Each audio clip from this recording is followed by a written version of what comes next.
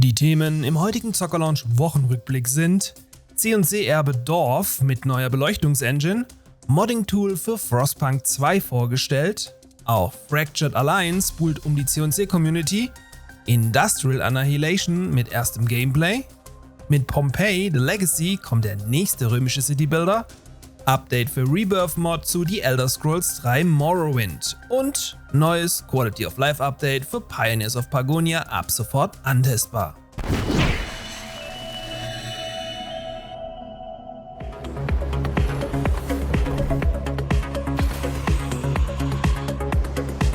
Mit Shapes 2 wurde vor kurzem ein spannendes Indie-Fabrik-Aufbauspiel Made in Germany im Early Access auf Steam veröffentlicht. Wer sich also in Sachen Automation mal so richtig austoben will, wird hier bestens unterhalten. Bei meinem Partner Instant Gaming, welcher euch diesen Wochenrückblick präsentiert, könnt ihr den Titel für schlappe 16 € abstauben und damit neben eurem Steam-Account auch euren Geldbeutel automatisieren. Oder so ähnlich. Mit einem Kauf über meinen Partnerlink unterstützt ihr dabei diesen Kanal massiv und macht dieses Videoformat erst möglich. Vielen Dank daher, dass das von euch so gut angenommen wird.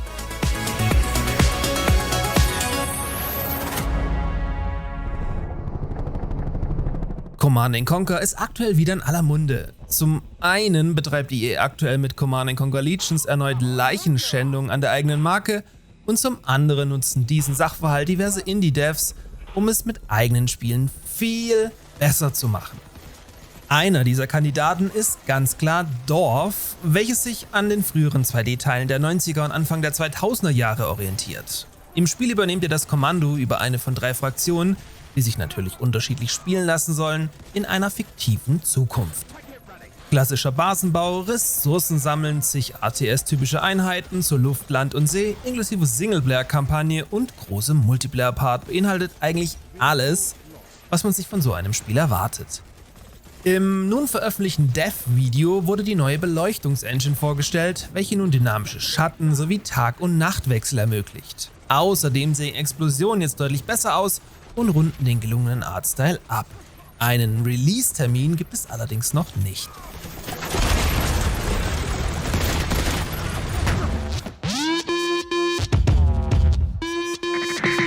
Lang ist es nicht mehr hin, bis Frostpunk 2 endlich am 20. September released wird. Der Postapokalypse Citybuilder hat aber noch mehr zu bieten, als bisher bekannt war. So erscheint für Modder direkt zur Veröffentlichung ein umfangreiches Modding-Tool, mit welchem ihr den Inhalt nach Lust und Laune erweitern könnt, was so wegen Engine-Limitierungen im ersten Teil noch nicht umsetzbar war.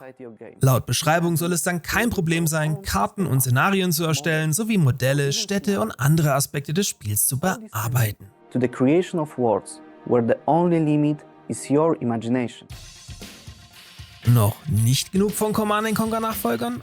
Auch Fractured Alliance von Tense Games hat sich dieses Ziel gesetzt.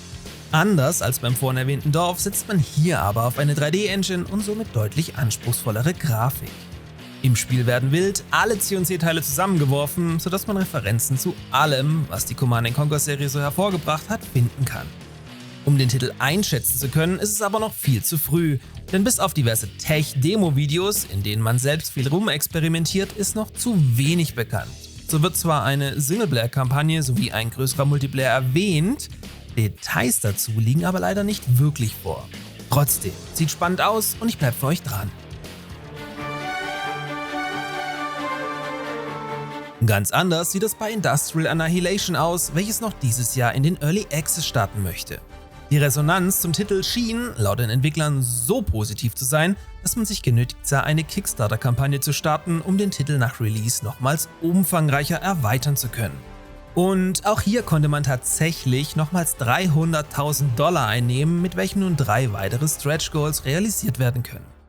Übrigens war diese Kampagne so angelegt, dass alle Spender das Spiel dann kostenlos erhalten und es somit streng genommen vorbestellt haben.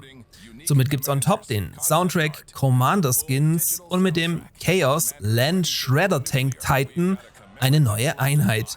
Naja. Aber generell, als RTS- und Aufbauspieler scheinen wir die jahrelange Durststrecke endlich überwunden zu haben. Es kommen nicht nur ständig neue Titel, nein, die sind mittlerweile auch echt gut. Eines dieser grandios gut gewordenen Spiele ist die Retold Edition von Age of Mythology. Wenn ihr keinen Bock auf die komische Preispolitik von Microsoft habt, könnt ihr den Titel bei meinem Partner Instant Gaming für ca. 26 € kaufen und somit wie gehabt ein paar Euro sparen und gleichzeitig diesen Kanal hier unterstützen. Link oben im i sowie in der Videobeschreibung.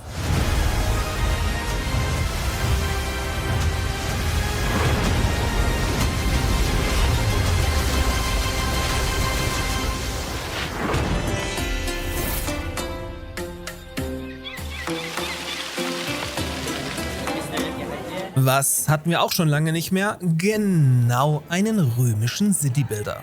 Ironie aus. Jedenfalls sollte in Pompeii the Legacy die legendäre Stadt 20 Jahre nach dem katastrophalen Ausbruch des Vesuvs im Jahr 79 nach Christus wieder neu aufbauen. Die Kampagne soll dabei 200 Jahre umspannen und übliches Gameplay bieten, inklusive Wasserversorgung über ein Aquädukt. Das Ganze sieht dabei im ersten Trailer aber noch sehr roh aus, wird aber trotzdem für euch weiter beobachtet und gegebenenfalls genauer darauf eingegangen, wenn es näher in Richtung Release geht. Der Titel soll dann irgendwann 2025 erscheinen.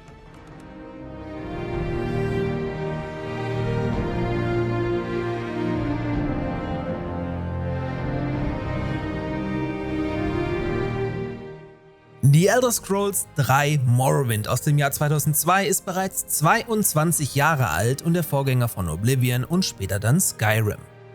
Wer den Klassiker damals verpasst hat, den man sich streng genommen auch heutzutage im Original nicht mehr geben kann, da er ganz schlecht gealtert ist, hat jetzt aber eine gute Alternative. Denn die jetzt in Version 6.8 veröffentlichte Rebirth-Mod überarbeitet das alte Spiel komplett. Neben neuen Quests, neuen Gebieten und neuen Artefakten inklusive Waffen und Ausrüstung erweitert die Mod vor allem die Grafik massiv.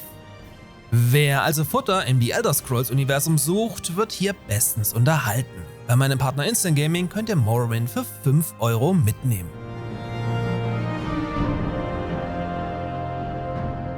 Und dann gibt es tatsächlich auch schon wieder News aus Pagonia. Denn das erst kürzlich angekündigte Quality of Life Update ist bereits jetzt im Beta-Branch antestbar und verbessert das Spiel wie gewohnt enorm.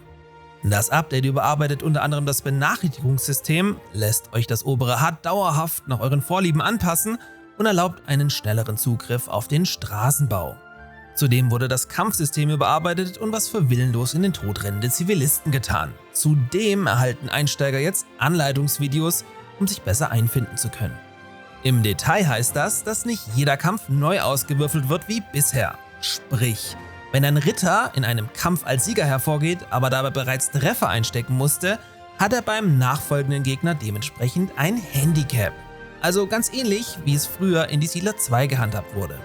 So soll es jetzt auch keinen Sinn mehr machen, nach einem verlorenen Kampf einfach einen alten Spielstand zu laden, mit welchem das Ergebnis dann komplett anders aussehen konnte. Mit dem Magie-Update sollen dann hierzu noch weitere umfangreiche Anpassungen folgen. Des Weiteren war es ein großes Problem, wenn Zivilisten durch ihre Transportrouten an Werwölfen vorbei mussten. Der Abriss des Weges half in der Regel nichts mehr, da diese auch so versuchten, die in ihrer Panik fallen gelassenen Ressourcen erneut einzusammeln. Quasi ein Fleischwolf oder besser gesagt ein Werwolf-Zuchtmechanismus, gegen den man oft nichts mehr tun konnte. Neu ist daher jetzt, dass alle Gebäude in den Bedroht-Zustand versetzt werden, wenn feindliche Gegner in der Nähe sind. Dadurch werden herumliegende Stapel am oder ums Gebäude so lange nicht mehr abgeholt, bis die Gefahr vorüber ist. Das Update hat aber neben einem neuen Schattenrenderer noch viel mehr zu bieten, weswegen ich das mit euch dann zum Full Release eventuell nochmal in den Pagonia News im Detail bespreche. In diesem Sinne, checkt unbedingt mal meinen Partner Instant Gaming ab und spart viel Geld, kommt gut in die neue Woche und bis zum nächsten Mal.